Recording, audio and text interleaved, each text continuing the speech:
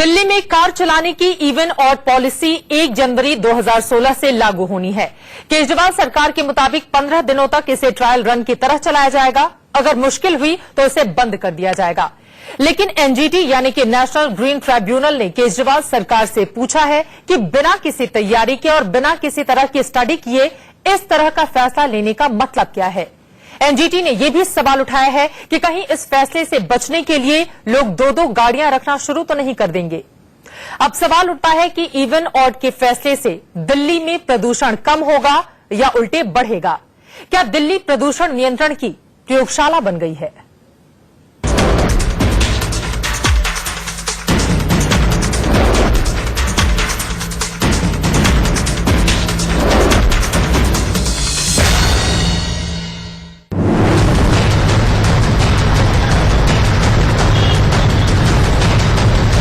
दिल्ली को प्रदूषण के जहर से बचाने के लिए केजरीवाल सरकार का ऑड इवन नंबर वाला फॉर्मूला रोज नए नए सवालों से घिरता जा रहा है। दिल्ली सरकार 1 जनवरी 2016 से एक दिन ऑड यानी विषम संख्या और दूसरे दिन इवन यानी सम संख्या वाली गाड़ियां चलाने का ऐलान कर चुकी है। लेकिन ये नियम कैसे और किस तरह की गाड़ियों पर लागू होगा, अब तक ये साफ नहीं है।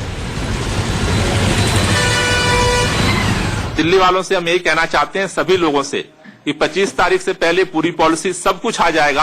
आप चिंता ना करें, आपकी सारे लिए वैकल्पिक व्यवस्था हम करेंगे और हम मिल करके जो प्रदूषण के मुक्त दिल्ली बनाने का अभियान है इसमें काम करेंगे। इवन ऑड नंबरों की निगरानी कैसे होगी? क्या रूटीन ड्यूटी के साथ साथ नए नियम का पालन कराने के लिए दिल्ली ट्रैफिक पुलिस के पास पर्याप्त पुलिसकर्मी और संसाधन है? नियम तोड़ने वाली गाड़ियों के साथ क्या सलूक होगा? जो लोग एनसीआर में रहकर दिल्ली में नौकरी कारोबार करते हैं, उनके आने जाने का क्या इंतजाम होगा? जो लोग नाइट शिफ्ट में नौकरी करते हैं, वो इवन ऑड नियम का पालन कैसे करेंगे? ऐसे तमाम सवाल हैं जिनका जवाब अभी नहीं मिला और नेशनल ग्रीन ट्राइब्यूनल यानी एनजीटी ने केजरीवाल सरकार की बेकार स्कीम पर नया सवाल खड़ा कर दिया है। एनजीटी के मुताबिक ऑड इवन फॉर्मूले से दिल्ली में प्रदूषण कितना कम होगा, ये पता लगाने के लिए दिल्ली सरकार ने कोई काम नहीं किया है। आशंका ये है कि लोग नियम से बचने के लिए दो गाड़ियां खरीदने के लिए मजबूर हो जाएंगे। इससे तो दिल्ली में प्रदूषण और बढ़ेगा। एनजीटी जानना चाहती थी ऑड इवन व्हीकल जो है ये स्कीम कामयाब होगी या नहीं होगी, इस पर क्या स्टडी हुई है, क्या क्या सरकार ने इसके बारे में सोचा है। तो उसके जवाब में हमने एनजीटी को अप्राइज करा कि ये जो दिल्ली सरकार का प्लान है ऑड इवन का, ये 15 दिन के लिए अभी इंटरिम मेजर है। आज कोर्ट ने पूछा कि और आपने क्या क्या मेजर्स हैं, क्योंकि जाहिर सी बात है ऑड एंड इवन से गाड़ियां तो कमेंगी, लेकिन क्या वो जो ऑलरेडी जो गाड़ियां सड़कों पर है उसको आप वहां कैपिंग की कोई आपने व्यवस्था सोची है क्या? एनजीटी के सवाल पर आम आदमी पार्टी गोलमोल जवाब दे रही है, जबकि बीजेपी और कांग्रेस को लगता है कि ये सवाल वाजिब है। अगर लोगों ने ऑड और इवन दोनों तरह के नंबर वाली गाड़ियां खरीद ली तो क्या होगा? सिर्फ ये कह देना आधी गाड़ी चलाओ भाई, आप उससे ट्रैफिक समस्या हल कर सकते हो, लेकिन उसके अलावा 6000 बसें आप कह रहे हो 5000 बसें हम सड़क पे उतारेंगे तो ट्रैफिक तो वहीं का वहीं हो जाएगा। फिर एनजीटी की तो सबसे प्राथमिक जिम्मेदारी है और उन्होंने सवाल किए हैं, सवाल दिल्ली सरकार से किए हैं। दिल्ली सरकार अभी उन सवालों का वो सवाल हम तक भी नहीं पहुंचे हैं, तो दिल्ली सरकार तक वो सवाल पहुंचेंगे, दिल्ली सरकार उन सवालों का जवाब देगी। दिल्ली और एनसीआर को प्रदूषण से बचाने के लिए एनजीटी ने 2 सख्त आदेश भी दिए हैं। एनजीटी ने दिल्ली में डीजल से चलने वाली सभी गाड़ियों का रजिस्ट्रेशन बंद करने को कहा है और गाजियाबाद में कई और फैक्ट्रियों और वर्कशॉप को 1 महीने के लिए बंद कर दिया गया है।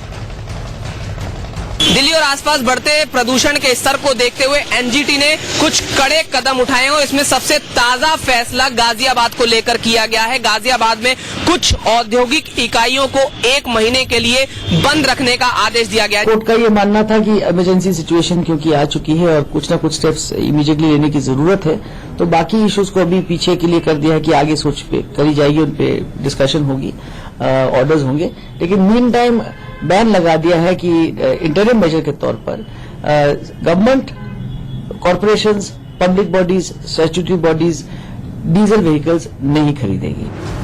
एनजीटी ने दिल्ली में 10 साल से ज्यादा पुरानी डीजल गाड़ियां और 15 साल से ज्यादा पुरानी पेट्रोल गाड़ियां चलाने पर भी रोक लगा दी है। लेकिन सबसे ज्यादा सवाल और बवाल इवन ऑड नंबर वाली गाड़ियों को लेकर है। एनजीटी की टिप्पणी और केजरीवाल सरकार का बार बार ये कहना कि अगर 15 दिन में प्रदूषण कम नहीं हुआ और लोगों को परेशानी हुई तो नियम वापस ले लिया जाएगा। इससे यह सवाल गंभीर हो गया है कि क्या दिल्ली को प्रदूषण नियंत्रण की प्रयोगशाला बनाया जा रहा है। Bureau report, India news. Delhi में बढ़ता प्रदूषण एक बेहद गंभीर समस्या है, लेकिन सरकार से उम्मीद की जाती है कि किसी भी प्लान को पहले स्टडी करे, उसके बाद इंप्लीमेंट करने की दिशा में आगे बढ़े। लेकिन यहां पर तो स्थिति पहले ही उलट है, क्योंकि दिल्ली सरकार साफ कर चुकी है कि अगर ये प्लान ठीक तरीके से लागू नहीं हो पाया, लोगों को दिक्कत हुई तो इसको वापस ले लिया जाएगा। यानी कि तैयारी वापसी की अभी से शुरू हो गई है। और इसी वजह से सबसे बड़ा सवाल यही है कि क्या दिल्ली को प्रदूषण नियंत्रण की प्रयोगशाला बनाया जा रहा है। इसी मुद्दे पर करेंगे हम बड़ी बहस। तमाम खास मेहमान हमारे साथ जुड़ चुके हैं, उनका परिचय आपसे करवा देती हूं। हमारे साथ बीजेपी की लीडर आरती मेहरा जी दिल्ली से मौजूद है। किरण मालिया जी कांग्रेस पार्टी की स्पोक्स पर्सन भी दिल्ली से जुड़ चुकी हैं। और मुंबई से प्रीति शर्मा मेनन हमारे साथ जुड़ चुके हैं, आम आदमी पार्टी की स्पोक्स पर्सन। प्रीति शर्मा जी, सबसे पहले आपके पास ही आते हुए, राजधानी दिल्ली को क्या प्रदूषण नियंत्रण की प्रयोगशाला बनाने जा रही है आम आदमी पार्टी?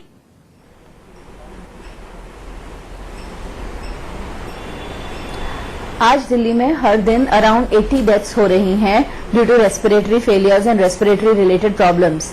अगर दिल्ली को उठ के अभी इमीडिएटली इफेक्टिव स्टेप्स नहीं किए गए तो ये सिचुएशन ऑलमोस्ट एक प्लेन क्रैश या एक इमरजेंसी अर्थक्वेक जैसी अलार्मिंग हो रही है।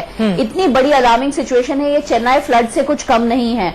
और इसमें अगर तुरंत एक्ट नहीं किया गया तो लोगों का जीना मुश्किल हो रहा है। हर दूसरे घर में नेबुलाइजर पे बच्चे हैं, हर दूसरे घर में इनहेलर्स इस्तेमाल हो रहे हैं। आपको इस सिचुएशन से ज्यादा चिंता है या थोड़ी 10%? लेकिन प्लान कहाँ है आपके पास? गाड़ियों के बारे में ज्यादा चिंता है। जी, दरअसल प्लान नहीं, तभी तो कहा जा रहा है कि ये चीजें अगर ढंग से लागू नहीं हो पाई तो हम इसको वापस ले लेंगे 15 दिनों के बाद। आपके पास कोई भी खाका तैयार ही नहीं है, तो ये फिर लागू अच्छे तरीके से आम आदमी पार्टी चैलेंजिंग प्लान है जी। ये बहुत ही चैलेंजिंग प्लान है, बहुत ही चैलेंजिंग एक्टिविटी हम साथ में ले रहे हैं। और इसीलिए अगर इसमें कोई दिक्कतें आई तो हमें बदलाव लाना पड़ेगा। ये कोई सरल एकदम सिंपल स्कीम नहीं है, कॉम्प्लेक्स स्कीम है। उसके लिए पूरी तैयारी की गई है, उसके लिए पूरी स्टडी की गई है। लेकिन आप ये सोचिए कि अगर आज दिल्ली में 25-30 लाख व्हीकल्स हैं और उसके आधे व्हीकल्स कम हो जाते हैं और उसके बदले में बसेस आ जाती हैं, थोड़ी 6000 बसेस, और वो आराम से इतने सारे लोगों को अप्लाई कर सकती है, तो कितनी सुविधा भी बढ़ेगी। लेकिन इसके लिए जितने संसाधनों की जरूरत आपको पड़ेगी, क्या उतने संसाधन दिल्ली सरकार के पास हैं? ये भी बड़ा सवाल है। किरण मालिया जी, यहाँ पर प्रीति का कहना है कि दरअसल गंभीरता इतनी ज्यादा है प्रदूषण की समस्या को लेकर कि उससे निपटने के लिए कुछ तो प्लान लाना पड़ेगा और उसी प्लान के साथ आम आदमी पार्टी आगे बढ़ रही है। आप कितनी सहमत हैं इससे? ये सच है। इन्होंने चेन्नई का उदाहरण दिया, वहां भी ह्यूमन फेलियर जो था वो सामने आ रहा है कि वो कुछ लोगों का ह्यूमन फेलियर था, कोई एक प्राकृतिक आपदा नहीं हुई थी। यहाँ भी प्रदूषण कोई 15 दिन पहले से नहीं है, महीनों से इसका चर्चा हो रहा है, सालों से चर्चा है। उसके लिए हमारी सरकार ने भी कई कदम उठाए थे, मगर जब से सत्ता में आए हैं, और इनका मैनिफेस्टो था, माफ करना, कि सबसे पहले जो हमारी मोहल्ला सभाएं हैं वो इन सारी चीजों के प्रति जागरूक करेंगी जनता को भी और ठोस कदम उठाएंगी। मगर ये आपदा जाप्ती में उठाया हुआ कदम है, इसलिए जनता के दिमाग में 25 प्रश्न है। केजरीवाल जी का जो पूरा तरीका है बात करने का, उससे तो यही जाहिर हो रहा है कि ये 15 दिन के लिए है। 15 दिन के लिए आप इसका हमारा साथ दीजिए। तो ये कह रही है कि बहुत सोच समझ के नीति लाई गई है, वो बात कर रहे हैं 15 दिन के लिए लाई जा रही है। एनजीटी मूल प्रश्न उठा रहा है। मूल बात यह है प्रदूषण हटना चाहिए। सभी राजनीतिक दल इनका साथ भी दे रहे हैं, दिल्ली की जनता भी कह रही है कि हमें कोई किसी भी तरह का सहयोग करना है, कठिनाई में से भी निकल जाएंगे। मगर सरकार का काम होता है कठिनाइयां पैदा ना करना, मगर उनको सुलझाने के लिए सोच बूझ के नीति लाना। अचानक तो हुआ नहीं प्रदूषण, ये अपनी तनख्वाहें बढ़ाने में लगे हुए थे और उसी के तुरंत बाद इस तरह का ऐलान किया गया। इसी वजह से सवाल और खड़े हुए केजरीवाल सरकार की मंशा पर। पहले सैलरी बढ़ाए और उसके तुरंत बाद ऑड इवन फॉर्मूला लेकर दिल्ली की जनता के सामने आ गए।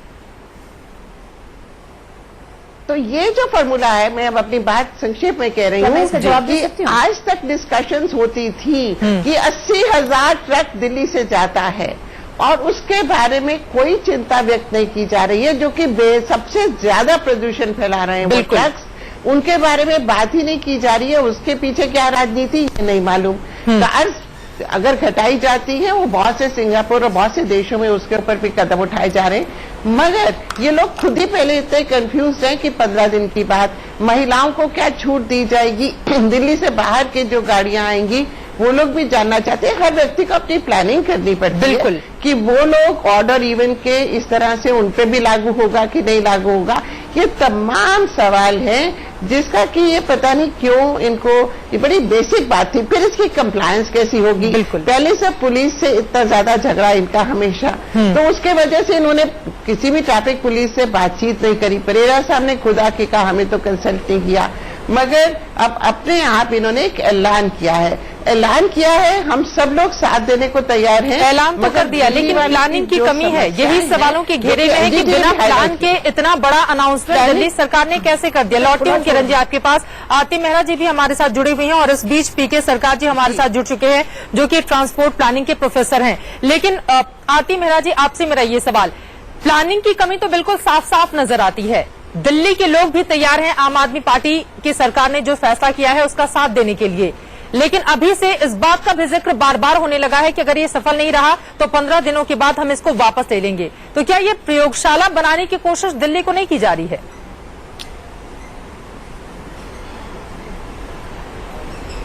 चित्रा जी, प्रयोगशाला नहीं, ये रोगशाला।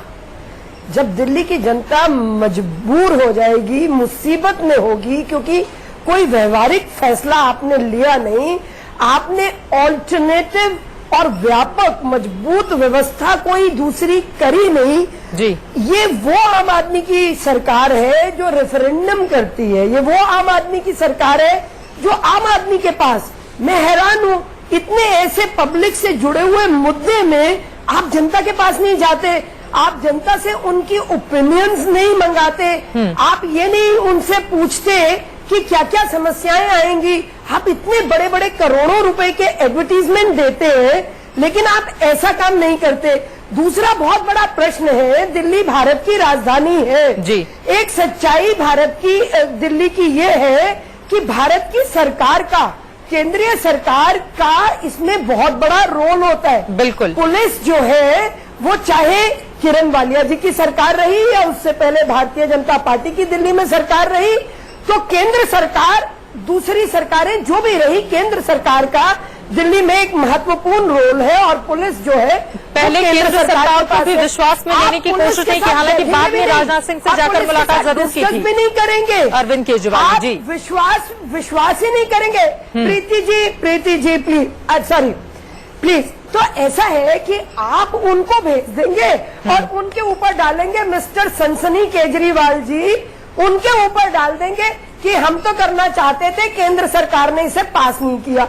अरे आप इंफ्रास्ट्रक्चर खड़ा नहीं करेंगे, आपने कहा मैं मार्शल लगा दूंगा, मैं सीसीटीवी ले आऊंगा, मैं महिलाओं की सुरक्षा करूंगा, मैं इस तरह से इतना सिस्टम को मजबूत करूंगा। कहाँ हैं आपके वादे नारे जो आपने लोगों को प्रॉमिस किए थे? आप तो उनकी मुसीबतें ही बढ़ाते चले जा रहे हैं। आम आदमी कैसे रहेगा उसकी आपको चिंता नहीं है। बिल्कुल। आपको अपनी सैलरी लोगों की समस्याएं इससे और ज्यादा बढ़ेंगी और आज एनजीटी की ओर से ये भी कहा गया कि इससे लोग मजबूर, आपने लोगों को प्रॉमिस किए थे, आप तो उनकी मुसीबतें ही बढ़ाते चले जा रहे हैं। आम आदमी कैसे रहेगा उसकी आपको चिंता नहीं है। बिल्कुल। आपको अपनी सैलरी, लोगों की समस्याएं इससे और ज्यादा बढ़ेंगी और आज एनजीटी की ओर से ये भी कहा गया कि इससे लोग मजबूर होंगे दिल्ली में 2-2 गाड़ियां वो अपने पास रखें। यानी कि अगर ऐसा होता है तो फिर ये फॉर्मूला तो फेल होगा ही। पीके सरकार जी, मैं आपके पास आना चाहूंगी, क्योंकि महत्वपूर्ण यही है, ट्रांसपोर्ट प्लानिंग दिखाई नहीं देती है। एक तो हमारी जो स्थिति है सार्वजनिक वाहनों की वो जग जाहिर है, इसके अलावा वैकल्पिक व्यवस्था क्या करेगी सरकार,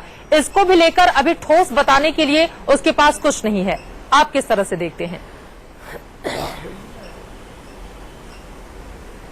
मैं देखता हूँ ये जो गवर्नमेंट जो फॉर्मूला लागू करने की कोशिश कर रहा है जी, इसका कुछ पहले इसको हम लोग बोलते हैं सिमुलेशन, ऐसा कुछ ऑल्टरनेटिव जो हमारा जो मुद्दा जो सोल्यूशन है वो होमवर्क गवर्नमेंट किया नहीं। बिल्कुल। एंड गवर्नमेंट सडनली सोचा ये अप्लाई करना चाहिए। जैसे मैं बताता हूँ और कोई सॉफ्ट सोल्यूशन होता, जैसे मैं आपको बताने की कोशिश कर रहा हूँ।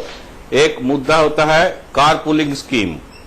हाँ, आप गवर्नमेंट थोड़ा एक रेगुलेटरी बॉडी बना के एक कार पूलिंग स्कीम जो कम्यूट करता है रेगुलर, उसको ट्रैवल पैटर्न का पता चले through a regulatory body and it could be A mandatory. बोले ये आप नहीं करोगे तो आपको ऑड इवन फॉर्मूला में जाना पड़ेगा। बिल्कुल। तो उसी प्रेशर में आप देखोगे बहुत रिस्पॉन्स आएगा आपको गवर्नमेंट का पास। और गवर्नमेंट का रेगुलेटरी बॉडी वो करेंगे, वो मैचिंग करेंगे पेयर जो कौन कौन एक ओरिजिन से और एक डेस्टिनेशन जाना चाहता है। तो यानी कि आपको भी लगता है कि जल्दबाजी में लिया गया ये फैसला है और इसके फेल होने के बहुत ज्यादा चांसेस हैं, आप क्या ये कहना चाहते हैं? मैं तो बार बार मैं ये बोल रहा हूँ, जब ऐसा हम लोग जब करते हैं ना ट्रांसपोर्ट प्लानिंग, बहुत ऑल्टरनेटिव हमारा पास रखते हैं, रखने के बाद विचार करते हैं कौन सा ऑल्टरनेटिव ज्यादा फायदा देंगे। इसी में मेरा ज्यादा फायदा नजर नहीं आता है, इसके लिए बदल तो काफी सोशल टेंशन पैदा होगा। सोशल टेंशन पैदा होगा। सोशल टेंशन क्या है? बिल्कुल, मैं तो बताता हूँ जिसका पास।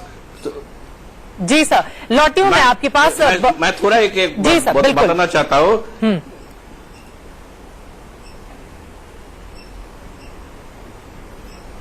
बोलिए, आप क्या बताना चाह रहे थे? हाँ, मैं जो बताना चाहता था जो जिसका पास पैसा है से दूसरा एक गाड़ी खरीद लेंगे इवन नंबर का, और इवन का जैसा गाड़ियां ऑड नंबर का खरीद लेंगे। एवं ज्यादा पार्किंग का ज्यादा व्हीकल जो आ जाएगा रास्ते में। एंड इसके लिए सबसे और एक बड़ा समस्या है पार्किंग। आप रेसिडेंशियल कम्युनिटी जाओगे तो एक नेबर के साथ झगड़ा करते हैं पार्किंग स्पेस के लिए, एवं हम लोग जिसको बोलते हैं रोड रेज, एवं इसी रोड रेज का इससे एक सोशल टेंशन पैदा हो जाएगा। इवन पार्किंग का समस्या और एक मतलब बहुत सारी समस्याएं पैदा हो जाएंगी और उन समस्याओं का सामना न करना पड़े, इसको पहले ही एक प्लान के तहत आगे बढ़ाना चाहिए था सरकार को, लेकिन उसको लेकर कोई भी खाका तैयार नहीं किया गया। इस बीच गौरव बंसल जी हमारे साथ जुड़ चुके हैं, जो कि पर्यावरणविद हैं। गौरव, आपसे मैं पूछना चाहूंगी, चूंकि ये भी बातें सामने आई हैं कि एक बस बराबर 10 कारें, यानी कि एक बस से जितना प्रदूषण होता है 10 कारें अगर सड़क पर दौड़ती हैं तो उससे भी उतना ही प्रदूषण होता है। तो अगर 6000 बसों को उतारने की बात भी कर रही है तो स्थिति में तो बहुत ज्यादा सुधार आएगा नहीं, और 6000 बसों को लेकर भी किसी तरह की प्लानिंग अभी दिखाई नहीं देती है सरकार। ये जो ऑड 7,000 बसेस अगर आप गिनोगे भी उनको तो 15 लाख गाड़ियां। जी मैम, 6000 बसों की बात आपकी सरकार ने कही थी। लौटी हूं मैं आपके पास। जी, ये जो ऑड इवन सिस्टम है जो आप सरकार लाना चाहिए, 6000 बसेस को अगर आप 60,000 गाड़ियों में भी कन्वर्ट करते हो तो it does not compete with 15 lakh गाड़ियां जो रोड के बाहर जाएंगी। लेकिन दरअसल मुश्किलों की बात है ना कि लोगों की दिक्कतों को दूर करने के लिए किस तरह के इंतजाम किए गए हैं। मैं इसी सवाल के साथ आऊंगी आपके पास, लेकिन उसके पहले गौरव जी अपनी बात रखें। मैम मैं बोल सकता हूँ? बिल्कुल। जो ये ऑड इवन जो आप सरकार ला रही है, ये पहली बात तो आप कह रहे हैं इसके पास होने के कितने चांसेस हैं, इसके फेल होने के पूरे चांसेस हैं, और ये फर्स्ट डे ही लुढ़क जाएगा। ये मैं बहुत पहले से कह रहा हूँ, आज फिर से कह, मैम आपको उसका रीजन बताता हूँ। मैन पावर नहीं है, बिल्कुल, ह्यूमन रिसोर्स नहीं है, और इसका सबसे बड़ा एग्जाम्पल है इनका जो ट्रांसपोर्ट डिपार्टमेंट है, उसमें 300 लोग हैं जो इसे रोकेंगे। क्या 300 लोग रोक पाएंगे? ये कह रहे हैं हम वॉलंटियर्स ले आ देंगे। वॉलंटियर्स से देखिए, आपको यहाँ पे लीगल एस्पेक्ट भी दिखना है। Volunteers have no power under the law to वो किसी को भी नियम कायदे कानून समझाते हुए सड़क पर दिखाई देंगे, क्योंकि ये चुनाव नहीं है, इस बात को समझना होगा। और साथ में बात आती है फिर दिल्ली पुलिस पे। अब ये क्या करेंगे? देखिए, बहुत एक यहाँ पे राजनीति भी आ जाएगी। ये कहेंगे हमने दिल्ली पुलिस को कहा, दिल्ली पुलिस नहीं कर पा रही। दिल्ली पुलिस के पास आज के टाइम पे 5000 ऑफिसर्स है और वो इन शॉर्ट है। बिल्कुल, दिल्ली पुलिस में खुद ऑफिशियल शॉर्टेज चल रहा है। तो ये कह देना कि हम दिल्ली पुलिस की मदद से अपना ऑड इवन जो ये सिस्टम है उसे लागू करा दे, खुद में ऑड है। वो अपनी रूटीन ड्यूटी निभाएंगे या फिर अलग से जो नए नियम आएंगे उसको इम्प्लीमेंट करवाएंगे। ये देखिए, इनको चाहिए था, ये पता नहीं क्यों एक इनका मीडिया इवेंट है।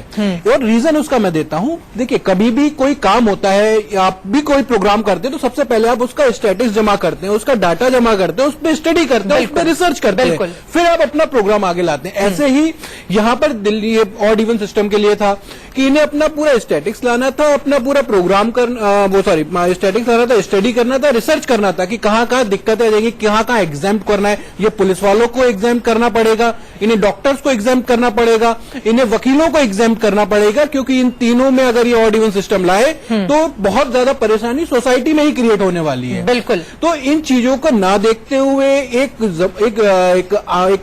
कह सकते हैं कि एक जल्दी से निर्णय लेके, जल्दबाजी भरा ये निर्णय है। किसी प्लान के साथ सरकार क्यों नहीं आई, इसी सवाल के साथ मैं चलूंगी आम आदमी पार्टी के प्रवक्ता के पास। एक छोटे से ब्रेक का वक्त हो चला है, लेकिन महत्वपूर्ण सवाल ये भी है कि दिल्ली सरकार को कुछ तो करना है, क्योंकि दिल्ली की स्थिति इतनी ज्यादा खराब होती हुई चली जा रही है। तो इसकी वैकल्पिक व्यवस्था क्या हो सकती है, अपने मेहमानों से जानेंगे ब्रेक के बाद।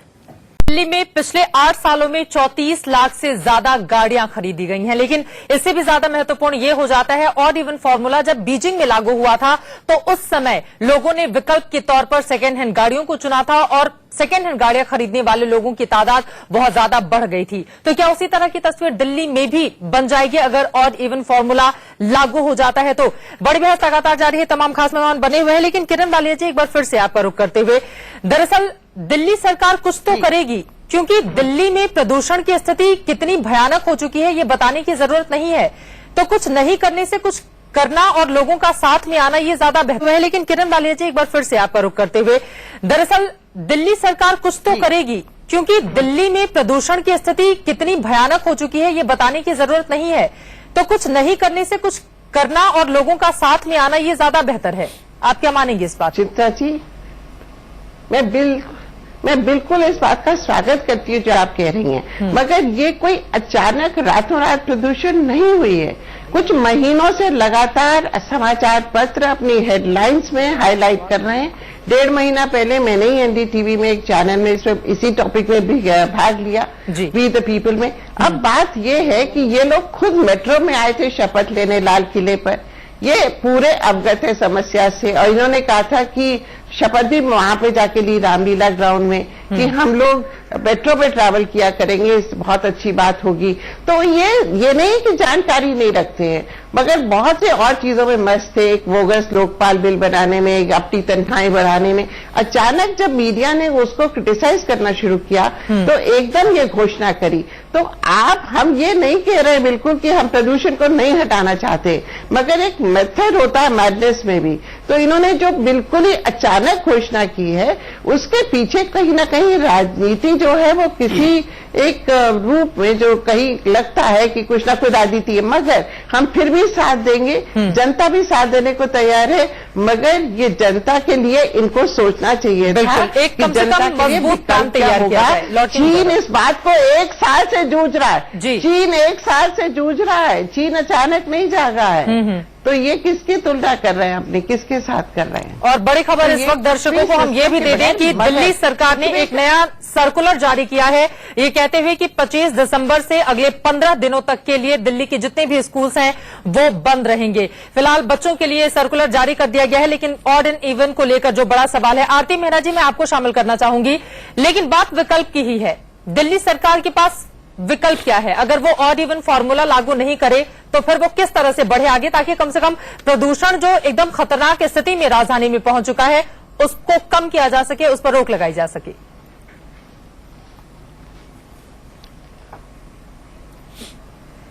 हम लोकतांत्रिक व्यवस्था में रहते हैं चित्रा जी, और सरकारें इकबाल से चला करती हैं। सरकारें हड़बड़ी में, घबराहट में फैसले नहीं ले सकती, जल्दबाजी में मौलिक अधिकारों के खिलाफ नहीं जाया जा सकता।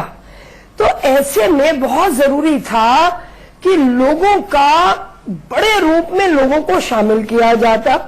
हमारे पास इतना यंग ब्रेन है, उनको हमें क्या इन्होंने कितनी ओपिनियंस मंगाई, कितने सिस्टम को देखे। अभी मिस्टर सरकार कह रहे थे कि आप रेगुलेटरी बॉडी के द्वारा आप पूल का सिस्टम शुरू कर दें कि पूल को मैंडेटरी कर दें। आप एक बार काम शुरू तो करके देखें। आप पहले बैन की, अरे लोकतांत्रिक व्यवस्था में इस तरह के बैनिंग थोड़ी ना होती है। आप सिस्टम ढूंढते हैं, आप नई नई वैकल्पिक व्यवस्था, मजबूत तरीके ढूंढते हैं और एक एक करके चीजों को लेके आते हैं। लेकिन जिस प्रकार से इन्होंने किया, मतलब सबसे बड़ी बात अगर मैं इसमें देखूं, इनकी हड़बड़ी और इनकी सनसनी वाले काम करने की, सिर्फ एक मीडिया में रहने, सुर्खियों में रहने के लिए कि आप सेंट्रल गवर्नमेंट जो इतनी इंपॉर्टेंट है जी, आप सेंट्रल गवर्नमेंट के साथ बैठेंगे ही नहीं, आप सेंट्रल गवर्नमेंट से चर्चा नहीं करेंगे, आप पुलिस को अपने उसमें शामिल नहीं करेंगे। कहीं भी कुछ गलत होगा तो उसका ठीकरा सेंट्रल गवर्नमेंट के सर ही फोड़ने की कोशिश करेंगे। इतनी बड़ी बड़ी घोषणाएं कर देंगे जी। और सेंट्रल गवर्नमेंट की ठीकरा, वो इनकी पुरानी आदत है। लेकिन देखिए ये इकबाल खोते चले जा रहे हैं चित्रा जी। जनता जो है वो आज बहुत अपसेट है। जनता ये कहती है ये कर क्या रहे हैं, लोगों की दिक्कतों को कम से कम केजरीवाल सरकार को समझना होगा। ऐसा ना हो कि बहुत पैनिक क्रिएट हो जाए राजधानी दिल्ली में, क्योंकि लोग अभी से परेशान होना शुरू हो गए हैं। पीके सरदार जी, लेकिन मैं आपके पास उसी सवाल के साथ, लेकिन चूंकि दिल्ली में स्थिति इतनी ज्यादा खराब हो गई है कि कुछ तो सरकार को करना चाहिए था। कौन सी वो दो बातें आप बताएंगे कि उसको ज्यादा इंप्लीमेंट करना जरूरी था, बजाय इसके कि ऑड एंड इवन फॉर्मूले पर हम काम करें और वो भी बिना किसी प्लानिंग के? मेरा जो विचार था, मैं बहुत दिन से बोल रहा हूं कि हमारे बहुत नंबर ऑफ बसेस होना चाहिए, इसका साथ साथ रूटिंग एंड शेड्यूलिंग जी, वो बहुत दिन से ये प्रॉब्लम एड्रेस नहीं किया है। एक नंबर 1 एक है। नंबर 2 है ये इसका साथ साथ बहुत मेजर्स है, जैसे आपको बोला कारपूलिंग स्कीम, और एक मेजर्स है कंजेशन प्राइसिंग, वो बहुत जगह में सक्सेसफुल हुआ, जैसे सिंगापुर, लंदन, बहुत जगह में सक्सेसफुल हुआ है। हम लोग जिधर में पोल्यूशन एरिया है उसको आइडेंटिफाई करके जीआईएस लेयर मैप से उसको लिए थोड़ा कॉर्डन करके हम लोग सोच सकते हैं कि ऐसे कंजेशन प्राइसिंग हो सकता है। नेक्स्ट पॉइंट है आपको इसका साथ साथ चाहिए कि पब्लिक पार्टिसिपेशन। ये हमारा इतना मुद्दा है, हम किसी को, जैसे पहले जो स्पीकर बोल रहे थे, हमारा पब्लिक पार्टिसिपेशन नहीं है, हमारे पास बहुत एक्सपर्ट्स है, सबको जुड़ के मेरा तो विचार है ये प्रॉब्लम संभव हो सकता है जी। हम लोग ये लिया नहीं गवर्नमेंट। और एक बात मैंने बोलना चाहता हूँ, वो है जो ट्रक को रेगुलेशंस। ट्रक इतना एक्सटर्नल टू एक्सटर्नल, जितना गाड़ी ट्रक दिल्ली से पेनिट्रेट करके जाते हैं, बिल्कुल उसके लिए आपको सख्त व्यवस्था नहीं लिया। उसको 1500 रुपया पैसा भरने के उसको माफ हो जाता है, उसके लिए क्यों आप स्ट्रिंजेंट मेजर क्यों नहीं लेते हैं? बिल्कुल। और इसी इसका वजह साथ से साथ और मेजर्स सवालों में रहती है इंटेलिजेंट ट्रांसपोर्ट सिस्टम। और महत्वपूर्ण ये भी हो जाता है कि अपने विधायकों की सैलरी जब बढ़ाते हैं उसके ही अगले दिन ऑड इवन फॉर्मूला जल्दबाजी में, हड़बड़ी में लागू हो जाता है और इसीलिए प्लानिंग की कमी साफ साफ नजर आती है ऑड इवन में। लेकिन यहां पर गौरव आपसे ये सवाल, लेकिन कुछ तो करना है, और करना है तो हो सकता है दिल्ली सरकार को सबसे ठीक यही लगा हो कि ऑड इवन लागू कर देते हैं, ट्राई करके देखते हैं, नहीं सफल हुआ तो फिर आगे किसी और विकल्प पर सोचेंगे। देखिए, सबसे पहले मैं आपके प्रश्न का उत्तर देने से पहले मैं एक वालिया जी के प्रश्न का उत्तर दूं। वालिया जी ने कहा पिछले 1 महीने से, वालिया जी पिछले प्रदूषण की जो समस्या है पिछले 1 महीने से नहीं उन्होंने है। कहा है कि 1 महीने पहले उन्होंने इसी तरह के प्रोग्राम में पार्टिसिपेशन किया, मगर ये पिछले 10 साल से है। और आप देखें, अगर डाटा भी देखें तो पिछले 10 साल से बहुत ज्यादा प्रदूषण की समस्या अब बढ़ती जा रही है, वो अलग बात है, मगर पहले से है ये। और उस टाइम पे क्या कांग्रेस ने करा, ये भी एक क्वेश्चन है। अब उसके बाद अब आ जाता है कि क्या हमारे पास विकल्प है या क्या सरकार के पास विकल्प है जो तलाशे नहीं गए या जिन पर ध्यान नहीं दिया। देखिए, एयर पॉल्यूशन में 4 मेन पार्टिसिपेंट हैं जो बहुत ज्यादा एयर पॉल्यूशन जिनकी वजह से होता है। पहला है आपका लैंडफिल साइट्स पे बर्निंग या वेस्ट बर्निंग, जो आप कूड़ा करकट जला देते हैं। दूसरा है आपका डस्ट एमिशंस के थ्रू जो एयर पॉल्यूशन होता है। कूड़ा करकट को लेकर भी, उसको जलाने को लेकर भी सरकार कह रही है कि उस पे भी हम काम करने वाले हैं या पर करेंगे उस पे। तीसरा है आपका जो कंस्ट्रक्शंस हैं, उसमें जो अपने सैंड है और बहुत सारी चीजें हैं वो जो निकलती हैं, और ये तब ज्यादा हो जाता है जब एनसीआर में कंस्ट्रक्शन का काम बहुत तेजी से एनसीआर आप देखिए कहीं भी, दिल्ली और एनसीआर तो अब ऑब्वियसली दिल्ली और एनसीआर तो इस टाइम पे एक हब है। तो एक ये चीज थी जो एयर पॉल्यूशन, और चौथा है आपका व्हीकलर पॉल्यूशन। अब यहाँ पर एक 5वां जो है जिनकी तरफ दिल्ली सरकार का ध्यान जाना चाहिए और वो नहीं जा रहा है, वो है करप्शन। ये कह रहे हैं कि हम करप्शन हटा देंगे, हमारी सरकार जब से आई है करप्शन खत्म हो गया है। मगर क्या आपने देखा कि पॉल्यूशन अपने कमेटी में, जो दिल्ली पॉल्यूशन कंट्रोल कमेटी है, वहां पे कितना करप्शन है? क्यों आज के टाइम पे आप देख लीजिए, जितने भी क्या कहते हैं बड़े मॉल्स बन रहे हैं दिल्ली में, वहां पे क्यों MOEF की और DPCC की गाइडलाइंस का पालन नहीं हो रहा? आप लैंडफिल साइट्स की बात करते हैं, लैंडफिल साइट्स की बुरी हालत हुई पड़ी है, वहां पे इथेन, प्रोपेन की बहुत सारी गैसेस निकल रही हैं। साथ में आप अगर बात करते हैं वेस्ट बर्निंग की, वेस्ट बर्निंग तो सड़क पे हो रही है, आपको वो नहीं आपको उन चीजों पे गौर नहीं करते। आप एक नई चीज लेके आते हैं, और वो भी तब, देखिए मैं हर बात इस पर यहाँ पे जोड़ूंगा, क्योंकि इन्हें बेसिक का क्वेश्चन फेस करना पड़ रहा था जब ये अपने MLAs की इन्होंने सैलरी हाइक पड़ी थी। बिल्कुल, तो इन्होंने बहुत अच्छे तरीके से प्री प्लान इन्होंने सोचा भी, और इस तरीके से इन्होंने करके भी दिखा दिया। लोगों का ध्यान उस ओर से हटकाकर इस ओर शिफ्ट करने की ये कोशिश थी। आप इस नजरिए से देखते हैं इसको। आरती मेहरा जी को जोड़ना चाह रही थी। आरती जी, क्या वास्तव में इस बात को ही समझा जाए कि दरअसल सैलरी बढ़ी, उसके अगले दिन इस तरह का अनाउंसमेंट हो जाता है और हर रोज प्रेस कॉन्फ्रेंस करके इस बाबत अलग अलग बयान दिए जाते हैं और कहा जाता है कि अगर ठीक है, कोई दिक्कत हुई, कोई कमी रही तो इसको आगे दूर किया जाएगा? क्या ये बात भी दिखाई देती है? देखिए, ये तो बहुत ही कंसर्न की बात है, और आम आदमी कहे जाने वाले, आम आदमियों के लिए आने वाले और भारत देश के सबसे ज्यादा असेंबली सेगमेंट में सबसे ज्यादा सैलरी अपने लिए रखने वाले, ये तो बहुत ही एक ये अलग डिबेट का मुद्दा है। लेकिन मैं आपका ध्यान एक और जगह पे आकर्षित करना चाहती हूँ।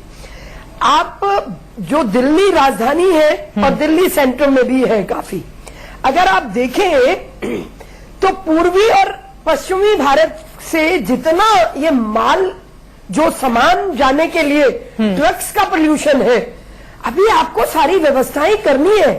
एक्सप्रेस वेज बन रहे हैं और उन सबके लिए आपको धीरे धीरे आप सेगमेंट में कुछ काम कर सकते हैं।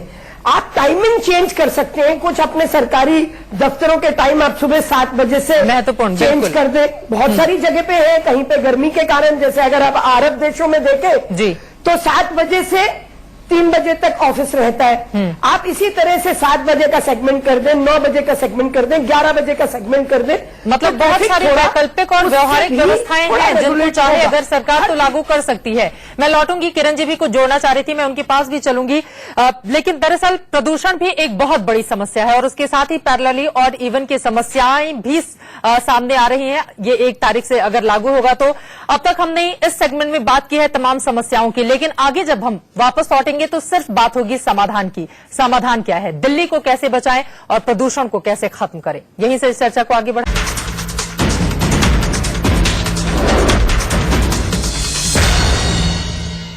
दिल्ली में बढ़े हुए प्रदूषण को कम करने के लिए एनजीटी की ओर से बहुत सारे सुझाव दिल्ली सरकार को दिए गए हैं, लेकिन एनजीटी ने ऑड इवन फॉर्मूले को लेकर भी सवाल खड़े कर दिए हैं। समस्याएं बहुत हैं, लेकिन सबसे बड़ा सवाल समाधान क्या है। और मैं तमाम मेहमान जो हमारे साथ बने हुए, मैं चाहूंगी कि एक एक समाधान की दिशा में अगर हम आगे बढ़ें और अपनी बात को संक्षेप में रख पाएं। सबसे पहले किरण जी, समाधान क्या है?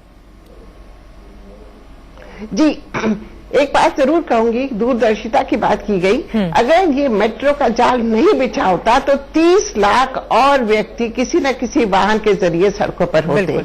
और ये जो फ्लाईओवर्स हैं, ये जो हरित क्षेत्र 3% से 25% करके हम छोड़े, ये शायद वर्तमान सरकार को नजर नहीं आ रहा। उसके लिए एक दूरदर्शिता प्लानिंग की आवश्यकता थी जो अपनाई गई।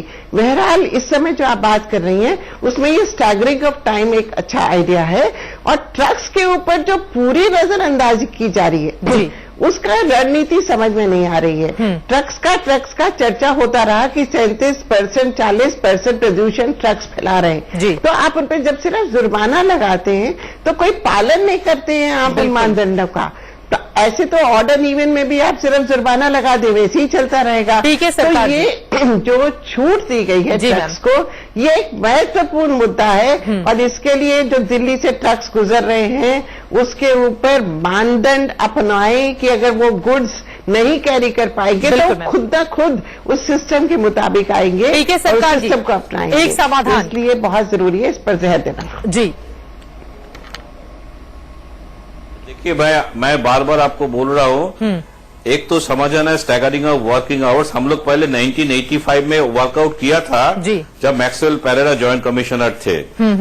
लास्ट में मैं एक एक्सपेरिमेंट तो किया था, इसी में कुछ समाधान मिल सकता है, बट इसके लिए थोड़ा बहुत टाइम चाहिए, मिनिमम 2-3 महीना। 2-3 महीने सबसे इजीएस्ट सोल्यूशन है कारपूलिंग स्कीम।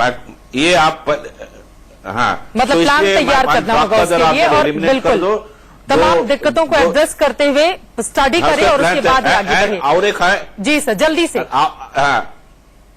और एक है थोड़ा ट्रैफिक मैनेजमेंट स्कीम, थोड़ा डिटेल्स करना है। आरती मेहरा जी।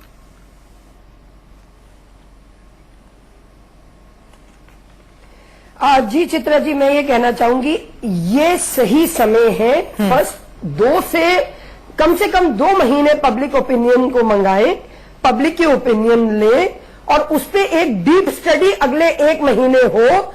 जिद में, जल्दबाजी में, हड़बड़ाहट में, घबराहट में इतना बड़ा फैसला न लिया जाए, और सेगमेंट्स में प्रयोग किए जाए। पूरी दिल्ली को प्रयोगशाला करके रोगशाला न बनाया जाए कि आदमी टेंशन में आ जाए, डिस्टर्ब हो जाए। आज उन्हें सांस की बीमारी हो रही है, फिर वो दिमाग की बीमारी हो जाए, हर रोज ये सबसे इम्पोर्टेंट जो बात है इस टाइम पे, जो सबसे, जैसे आरती जी भी कह रहे हैं इस चीज को, कि इन्हें ऑफिशियल टाइमिंग पे लगाम लगानी थी। दूसरी बात, करप्शन रोकना है पॉल्यूशन कंट्रोल कमेटी में से। तीसरी बात, इन्होंने वेस्ट बर्निंग पे ध्यान देना है, एमिशंस, डस्ट एमिशंस पे और कंस्ट्रक्शन एक्टिविटीज पे लगाम लगानी पड़ेगी, और उसी के बाद ही कुछ एक हल निकल के आएगा। ऑड इवन सिस्टम एक टोटली फेल्योर है, और इसका रिजल्ट बिल्कुल 0 होना है, क्योंकि इनके पास, गवर्नमेंट के पास, दिल्ली गवर्नमेंट के पास कोई भी मैकेनिज्म नहीं है, मैन पावर नहीं है, रिसोर्सेज नहीं है, पब्लिक ट्रांसपोर्ट भी दुरुस्त नहीं है, दूरगामी परियोजनाओं का भी अभाव यहां पर साफ साफ दिखाई देता है। लेकिन इन सब के तर चूंकि राजधानी दिल्ली की स्थिति बेहद खराब हो चुकी है, इस वजह से कुछ नहीं करने से सरकार अगर कुछ कर रही है तो उसके लिए भी हम देख लेते हैं 15 दिनों का इंतजार, और उसके बाद शायद तस्वीर राजधानी दिल्ली की और ज्यादा साफ हो पाए, क्योंकि दिल्ली की जनता फिलहाल इस कोशिश में है कि प्रदूषण के स्तर को जितना कम किया जाए उतना बेहतर है, और कोशिश किसी भी दिशा से अगर आगे बढ़े तो वो बेहतर। आप तमाम मेहमानों का बहुत शुक्रिया हमारे साथ इस चर्चा में शामिल होने के लिए। इसी के साथ बड़ी बहस में आज के लिए फिलहाल इतना।